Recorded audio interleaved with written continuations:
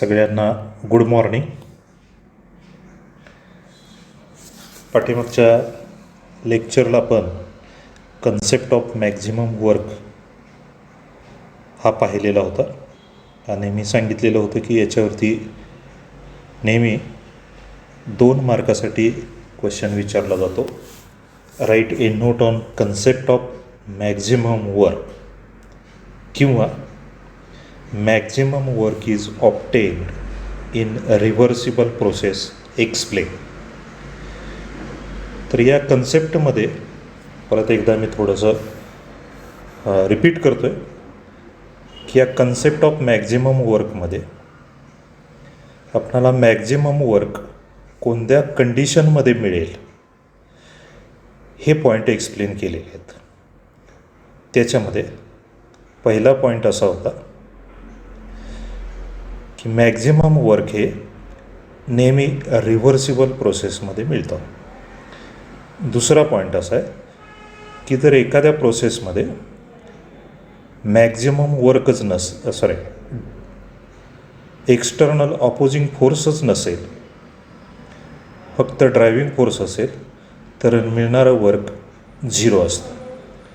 तिसरा पॉईंट असा आहे जर एक्स्टर्नल ऑपोजिंग फोर्स मॅक्झिमम असेल तर मिळणारं वर्क हे मॅक्झिमम असतं.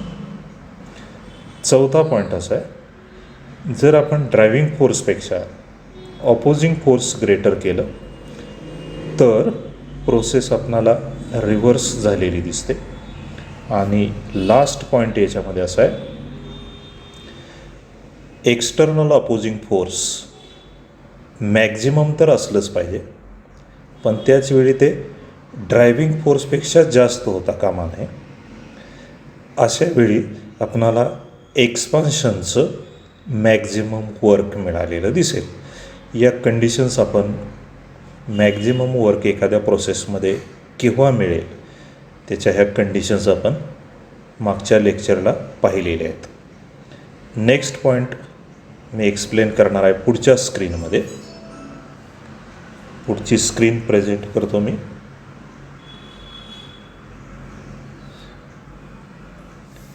ते आहे एक्सप्रेशन फॉर मॅक्झिमम वर्क. हाही महत्त्वाचा पॉईंट आहे आणि याच्यामध्ये आपणाला एक्सप्रेशन 3 मार्कासाठी विचारलं जाऊ शकतं. Derive the expression for maximum work असा क्वेश्चन विचारला जातो किंवा derive W max equal to 2.303 log of V2 upon V1. इथं ते एक्सप्रेशन दिलेले आहे बघा शेवटी log of V2 upon V1 किंवा W max is equal to -2.303 NRT log of P1 upon P2. तर हे एक्सप्रेशन कसं येतं ते आपणाला या ठिकाणी बघायचं आहे. परत मी ती स्क्रीन प्रेझेंट केली. आता इथं काय कन्सिडर केलं आहे बघा, एक सिलेंडर आहे आणि या सिलेंडरमध्ये N mole of ideal gas घेतलेला आहे. या गॅसच्या वरती सिलेंडरमध्ये असा एक rigid frictionless movable piston fit केलेला आहे. या गॅसचं स्वतःचं ड्रायव्हिंग किंवा ॲक्टिंग फोर्स जे आहे ते आहे P आणि पिस्टनवर जे फोर्स अप्लाय झालेला आहे ते आहे external pressure that is P external.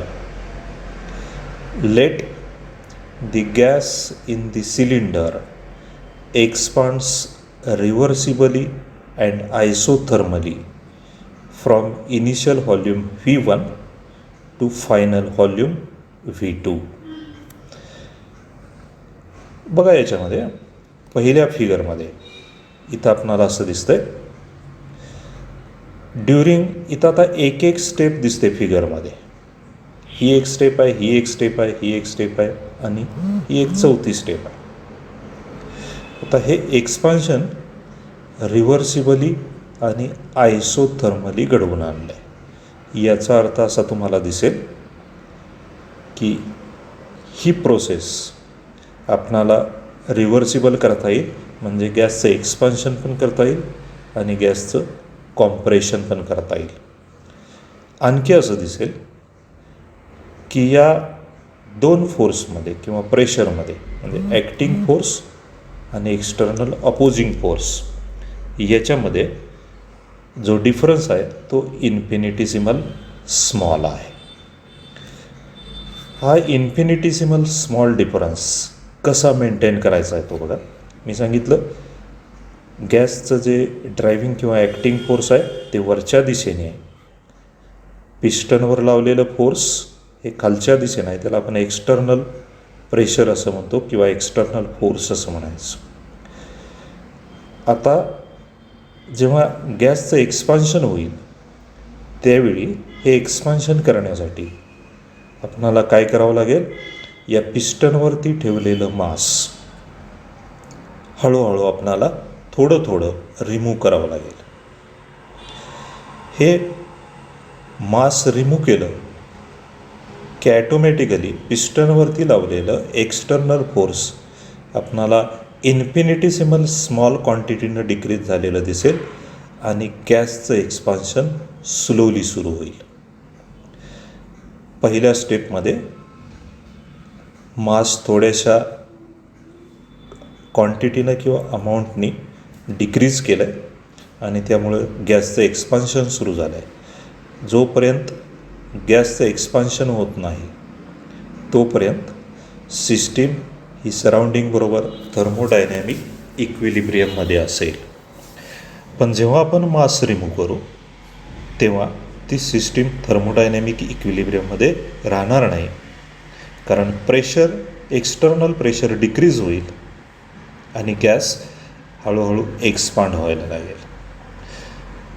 हे एक्सपान्शन आपणाला व्हेरी स्लोली घडवून आणायचं आहे. त्याच्यासाठी पाहिजे तेवढं मास आपणाला याच्यामधलं रिमूव्ह करायचं आहे. समजा इथं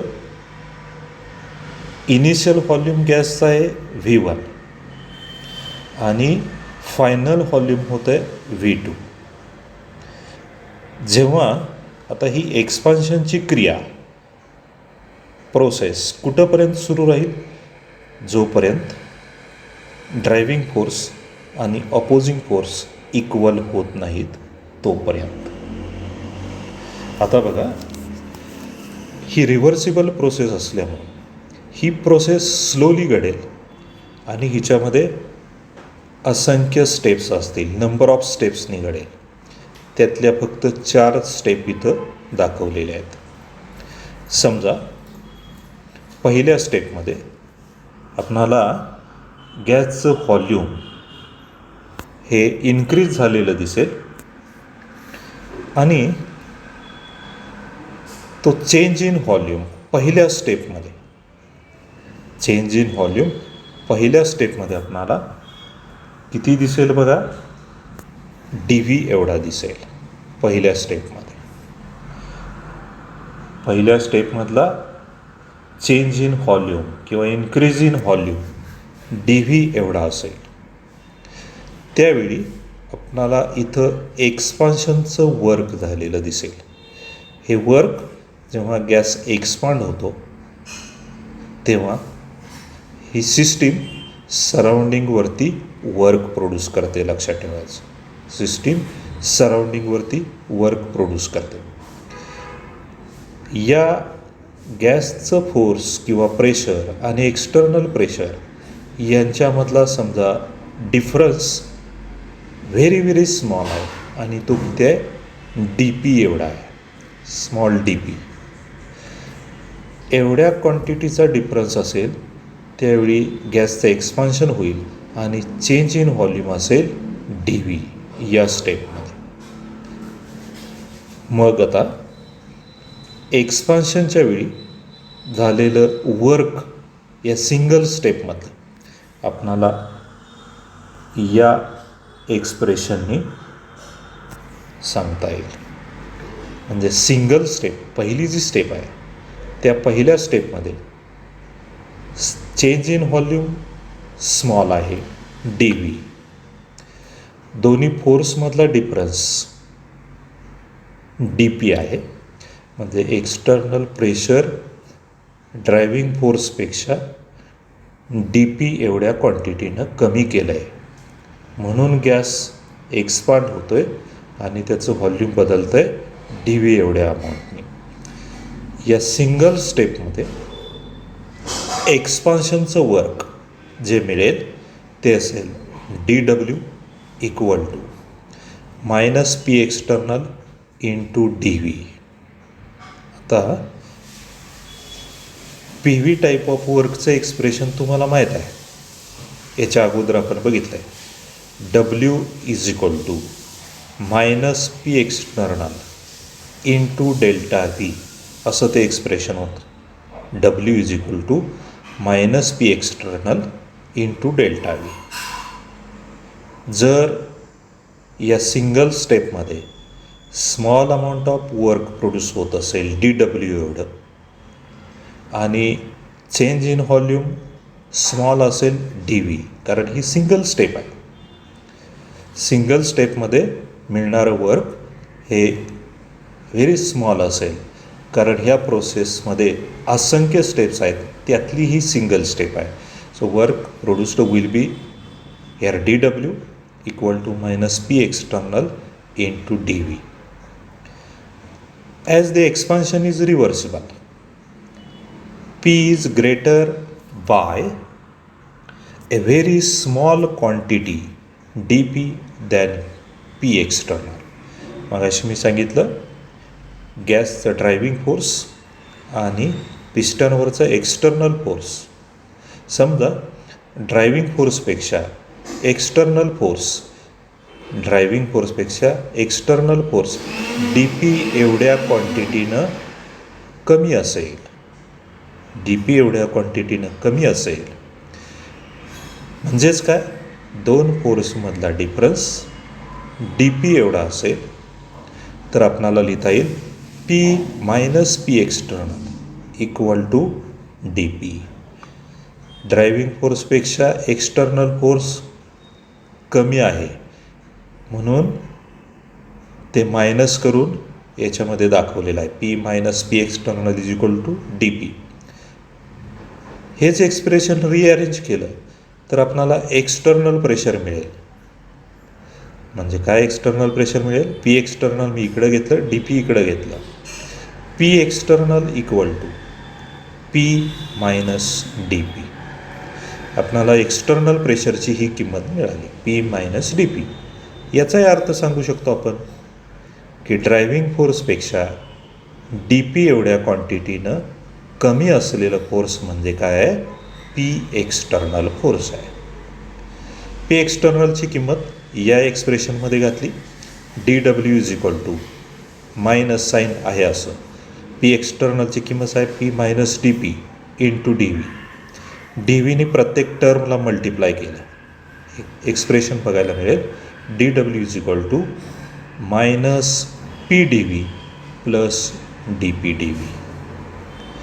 आता या एक्सप्रेशनमध्ये D W is equal to minus P D V plus D P D V या एक्सप्रेशनमध्ये D P it is the infinitesimal small difference between two forces, D V it is the small change in volume, very small change in volume. Both these quantities are very small, so they are neglected in this equation. Then equation becomes dW is equal to minus PdV. So this is the work done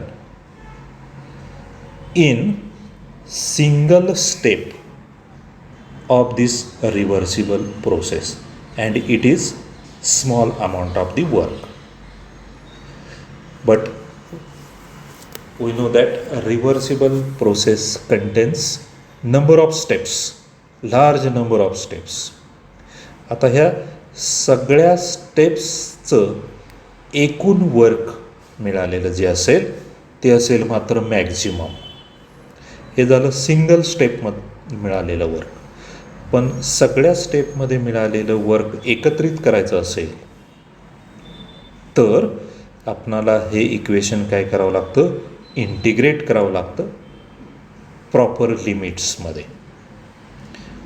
आता हे work केव्हा मिळालं आहे, जेव्हा आपण गॅसचं expansion करतो आहे, डी पी एवढा दोन्ही फोर्समधला डिफरन्स आहे आणि change in volume very small आहे, डी व्ही एवढा. पण पूर्ण जेव्हा गॅसचं एक्सपान्शन होईल त्यावेळी व्हॉल्यूममधला चेंज काय आहे, from V1 to V2. So change in volume is V2 minus V1. एवढा सगळा चेंज व्हॉल्यूममध्ये होत असताना की ज्याच्यामध्ये नंबर ऑफ स्टेप्स असतील, त्या स्टेपमध्ये मिळालेलं वर्क काढण्यासाठी हे इक्वेशन आपल्याला काय करावं लागेल, इंटिग्रेट करावं लागेल between proper limits.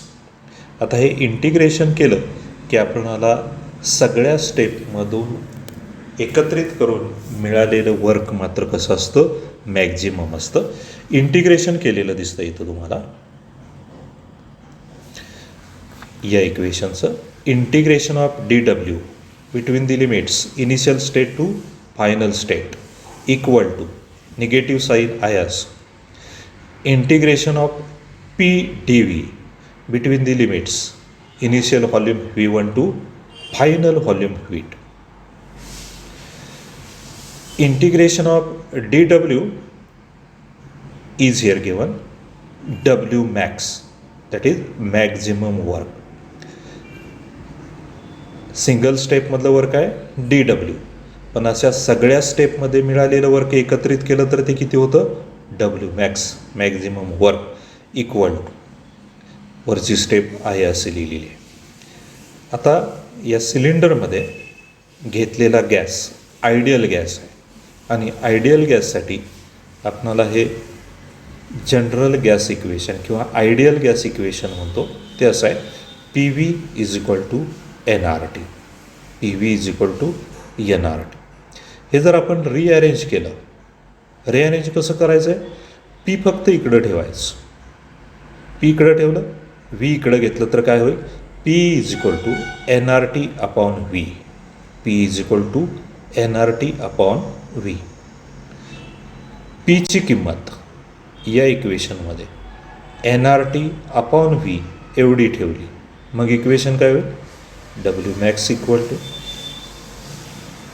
Integration of NRT upon V.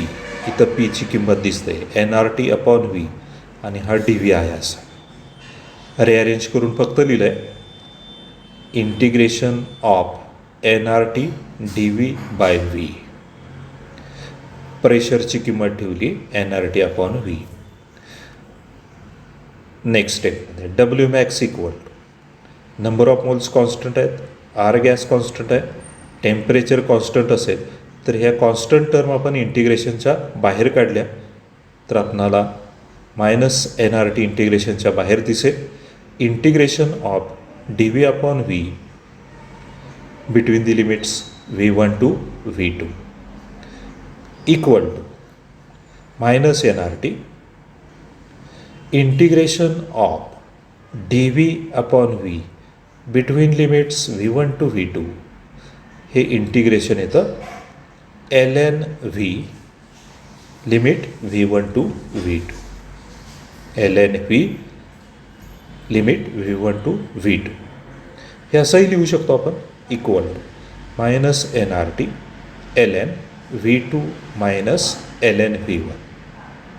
म्हणजे ह्या लिमिटच्या किमती याच्यामध्ये घातल्या तर आपणाला minus N R T L N V two minus L N V one हेच इक्वेशन असंही लिहू शकतो, minus N R T L N V two upon V one. जर आपणाला या एल एनचं conversion log to the base 10 करायचं असेल तर या इक्वेशनला आपणाला काय करावं लागेल, 2.303 मल्टिप्लाय करावं लागेल. आपण असं म्हणू शकतो L N equal to 2.303 log to the base 10. L N equal to 2.303 log to the base 10. मग L N equal to 2.303 log to the base 10 हे इथं ठेवलं तर इक्वेशन काय मिळेल, minus 2.303 N R T L N converted to log to the base 10 V two upon V one. At constant temperature आपल्याला हे माहीत आहे, P V is equal to constant. Boyle's लॉमध्ये P V is equal to constant. At constant temperature P1 V1 is equal to P2 V2. P1 V1 is equal to P2 V2. rearrange केलं हे equation, P1 इकडचा P2 इकडे घेतला, P1 upon P2 इकडं V2 आहे, हा V1 इकडे घेतला तर इक्वेशन बघायला मिळेल V2 upon V1 equal to P1 upon P2. या इक्वेशनमध्ये V2 अपॉन V1 याची किंमत P1 अपॉन P2 ठेवली तर इक्वेशन आपणाला दिसेल W max is equal to हे आहे असं असेल, V2 अपॉन V1ची किंमत काय लिहावी लागेल, P1 अपॉन P2.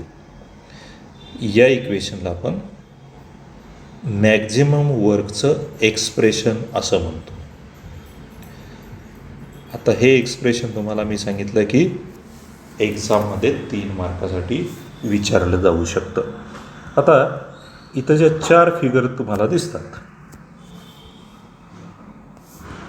त्यात फक्त ह्या रिव्हर्सिबल एक्सपान्शनच्या क्रियेमधल्या ह्या फक्त 4 स्टेप दाखवलेल्या दिसतात. पहिल्या स्टेपमध्ये मिळालेलं वर्क आपण DW is equal to minus PdV असं लिहिलं. दुसऱ्या स्टेपमध्ये तसंच, तिसऱ्या स्टेपमध्ये, अशा असंख्य स्टेप्समध्ये हे DW एवढं वर्क मिळेल आणि हे स्मॉल असेल, पण सगळ्यांची एकत्रित आपण बेरीज केली ह्या वर्कची तर आपणाला मिळणारं वर्क असेल मॅक्झिमम. हे एक्सप्रेशन परत एकदा घरी जाऊन तुम्ही बघायचं आहे आणि समजून घ्यायचं आहे. नेक्स्ट पॉईंट नंतरचा मी एक्सप्लेन करतो. याच्यामध्ये पुढच्या पेजवरती स्क्रीन तुम्हाला दिसेल, त्या स्क्रीनमध्ये इंटरनल एनर्जी.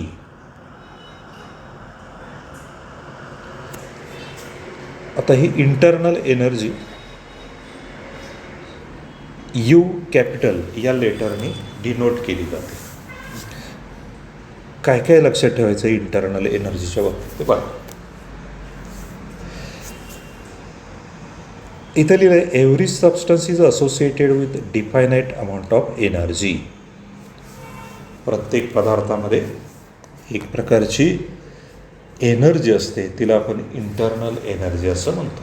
किंवा energy stored in substances it is also called internal energy denoted by you. आता प्रत्येक पदार्थामध्ये ही जी एनर्जी आहे ती एनर्जी कशामुळे निर्माण झालेली असते तर त्या पदार्थामध्ये जे पार्टिकल्स असतील त्या पार्टिकलच्या कायनेटिक एनर्जीज आहेत, त्या पदार्थांच्या पोटेन्शियल एनर्जीज आहेत, या सगळ्यांची बेरीज म्हणजे त्या पदार्थातली इंटरनल एनर्जी असते. कशामुळे इंटरनल एनर्जी पदार्थामध्ये असते तर त्या पदार्थामधल्या पार्टिकल्सना ज्या कायनेटिक आणि पोटेन्शियल एनर्जीज असतात यांची बेरीज म्हणजे इंटरनल एनर्जी यू असते. आता थर्मोडायनॅमिक्समध्ये आपणाला इंटरनल एनर्जी ॲक्युरेटली डिटरमाइन करता येत नाही, पण इंटरनल एनर्जीमधले डिफरन्स या थर्मोडायनॅमिक्समध्ये विचारात घेतले जातात आणि असा चेंज इंटरनल एनर्जीमधला म्हणजे पदार्थाची इंटरनल एनर्जी इनिशियल स्टेटमध्ये काय आहे, फायनल स्टेटमध्ये काय आहे, हे आपण डिटरमाइन करू शकतो. म्हणजे चेंजेस डिटरमाइन करू शकतो आणि ते चेंजेस डेल्टा यू ने रिप्रेझेंट केले जातात, given as delta U is equal to U2 minus U1,